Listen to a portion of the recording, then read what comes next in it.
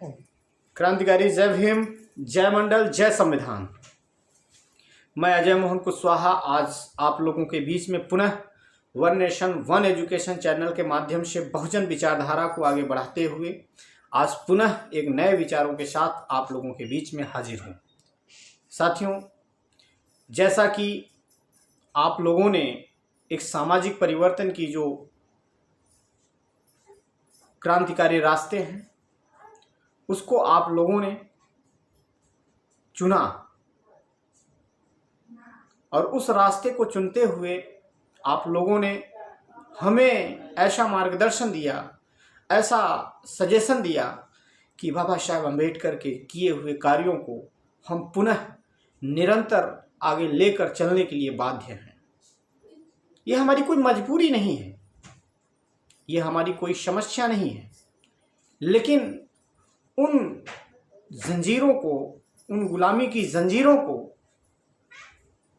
तोड़ने के लिए, उन गुलामी जंजीरों को शिक्षा रूपी, संविधान रूपी कलम से तोड़ने के लिए हम आप लोगों के बीच में एक क्रांतिकारी विचार को लेकर के पुनः आए हुए हैं। तो आप लोग, जैसा कि इस देश का सबसे बड़ा मुद्दा ईवीएम है और वर्तमान में आप सोचिए कि चांद पर अगर हम सारे लोग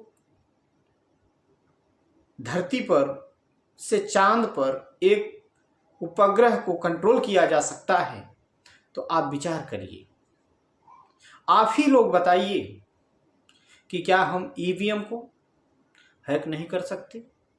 क्या ईवीएम सही तरीके से काम कर सकती है? क्या नहीं कर सकती?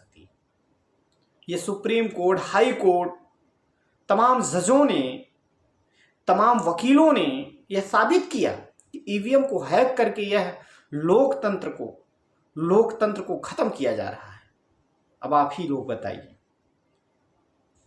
जब ईवीएम से जनता को परेशानी है और वर्तमान की केंद्र सरकार जनता की भला चाहती है, तो ईवीएम जनता नहीं चाहती ईवीएम से चुनाव हो, तो जब जनता का भला चाहते हो तो आप ईवीएम से क्यों चुनाव करा रहे हो?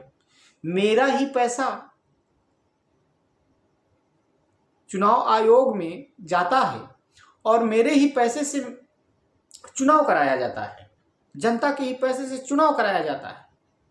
तो आप लोग बताइए, तो अगर जनता चाहती है कि बैलेट पेपर से हो, तो इस सरकार को इस पे विशेष रूप से विचार करके ईवीएम को बैन कर देना चाहिए। और इस पे सबसे बड़ी कार्रवाई आज वर्तमान की बीजेपी सरकार जो केंद्र में है, यह स्वयं कटघरे में खड़ी है। तो विपक्ष में बैठे लोग वर्तमान की सरकार के पास तो नहीं जा सकते, लेकिन इस भारत के प्रथम नागरिक राष्ट्रपति के पास जरूर अपनी अर्जी लेकर के जाया जा सकता है और उनको विचार करके इस ईवीएम को बैन करना चाहिए। मेरा ये मत है, मेरा ये विचार है। आप चले जाइए दिल्ली जंतर मंतर में, हजारों लोग दिन रात धरना प्रदर्शन दे करके जन आंदोलन कर रहे हैं। वकीलों का काफिला अलग है, तमाम आंदोलनकारियों के माध्यम से इसका ईवीएम का विरोध किया जा रहा है और केंद्र में बैठे तानाशाही लोग, जिनको फायदा है, वही अपनी चुप्पी, अपना मुंह चुप करके बैठे हुए हैं। आप लोग विश्लेषण करिए ना कि हमारा जो अधिकार है, जो हमारा वोट का अधिकार है, हम उसे बैलेट पेपर के माध्यम से क्यों नहीं दिलाया जा रहा है? मुझे नहीं विश्वास है किसी भी SC ST OBC की हो ही नहीं, पूरे भारत में लोगों को ईवीएम पे भरोसा नहीं है। आप चले जाइए विदेशों में, चीन, थाईलैंड, कोरिया, कंबोडिया, जापान जैसे देशों में, जहां से जापान में ईवीएम को संभवतः बना करके भारत में लाया गया, उस देश में अगर प्रधानमंत्री का चुनाव होता है तो बैलेट पेपर से होता है। और अपने भारत देश का ही उठाकर देख लीजिए, अपने भारत देश का ही उठाकर देख लीजिए कि राष्ट्रपति का चुनाव बैलेट पेपर से अगर होता है तो प्रधानमंत्री का चुनाव ईवीएम से क्यों होता है? आप सारे लोग विचार करें।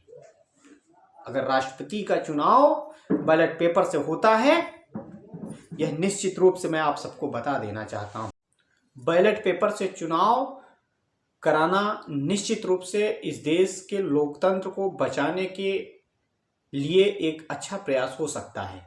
मेरा यह मत है कि इस देश में अगर लोकतंत्र को ईवीएम से खतरा है और इस देश की भलाई वर्तमान की केंद्र सरकार चाहती है तो ईवीएम को बैन करने का कार्य करे। और आप अन्य देशों में अगर जाते हैं तो वहां पर स्वाभाविक रूप से प्रधानमंत्री राष्ट्रपति का चुनाव अगर होता है तो स्वाभाविक रूप से बैलेट पेपर से होता है। तो आइए हम सारे लोग मिल करके एक जन आंदोलन ईवीएम के खिलाफ करते हैं, क्योंकि यह 2024 का लोकसभा का चुनाव बहुत ही महत्वपूर्ण चुनाव है, हो चुका है। और इस चुनाव में अगर आप सब ईवीएम के खिलाफ जन आंदोलन नहीं करेंगे तो आने वाली पीढ़ी आपकी गुलाम होगी, आपकी शिक्षा और संविधान बेकार हो जाए। और बाबा साहब अम्बेडकर ने एक अच्छी बात कही थी कि जहां पर संविधान कितना भी अच्छा बनाया गया हो, संविधान कितना भी चुन चुन करके कानून को बनाया गया हो और उस देश का संविधान चलाने वाला शासक अच्छा नहीं है तो संविधान निष्क्रिय होता है, किसी काम का नहीं हो सकता। आज वर्तमान में यही स्थिति पैदा हो रही है कि आज शिक्षा और संविधान और कलम की लड़ाई लड़ने वाले लोगों को यह सरकार जेल भेज रही है और घंटा बजाने वाले लोगों को संरक्षण मिल रहा है, पाखंड करने वाले लोगों को संरक्षण दिया जा रहा है। तो आखिर हम क्यों नहीं बोलेंगे? अगर बोलेंगे तो हम अपने शिक्षा, कलम और संविधान को बचाने के लिए बोलेंगे। तो ऐ मेरे बहुजन समाज के लोगों, आइए हम सारे लोग मिल करके संविधान और शिक्षा की लड़ाई को आगे बढ़ाने के लिए ईवीएम के खिलाफ खड़े होने का कार्य करते हैं। और इस देश के प्रथम नागरिक, महामहिम कही जाने वाली द्रौपदी मुर्मू जी से यह मेरा आग्रह है, माननीय द्रौपदी मुर्मू जी से मेरा यह आग्रह है कि आपके दरवाजे अगर ईवीएम के खिलाफ दरवाजा खटखटाया जा रहा है, उसकी कार्रवाई आप निश्चित रूप से करने का कार्य करें। अन्यथा आपके सामने यह सवाल आपके आने वाली पीढ़ी जरूर खड़ा करेगी। साथियों, मैं आपसे कहना चाहता हूं, खुशियों का सिलसिला न होता तो रंग रहती ये जमी, आसमां का रंग नीला न होता। भारत कब का कंगाल हो जाता मेरे यारों, अगर भीमराव जैसा हीरा इस देश में न होता। तो बाबा साहब अम्बेडकर के मान और सम्मान और स्वाभिमान को बचाने के लिए आइए हम सारे लोग इस देश में बहुजन SC ST OBC माइनॉरिटी अल्पसंख्यक समाज के लोगों के हक और सम्मान और स्वाभिमान की लड़ाई को आगे बढ़ाने के लिए हम सारे लोग मिल करके 2024 के लिए ईवीएम के खिलाफ खड़े होने के लिए, जैसा कि जंतर मंतर में तमाम पूरे भारत में जो आंदोलन चल रहा है उसका समर्थन करने का कार्य करते हैं। एक आगाज आपसे चाहिए और ये विचार अच्छा लगे तो इस चैनल को ज़्यादा से ज़्यादा सब्सक्राइब करें और लाइक कमेंट के माध्यम से अपने छोटे भाई अजय मोहन कुशवाहा का मार्गदर्शन जरूर करिएगा। और ज़्यादा से ज़्यादा लोगों तक यह ईवीएम का आंदोलन है इसको भी पहुंचाने का कार्य करिएगा। क्रांतिकारी जय भीम, जय मंडल, जय संविधान, इंकलाब जिंदाबाद।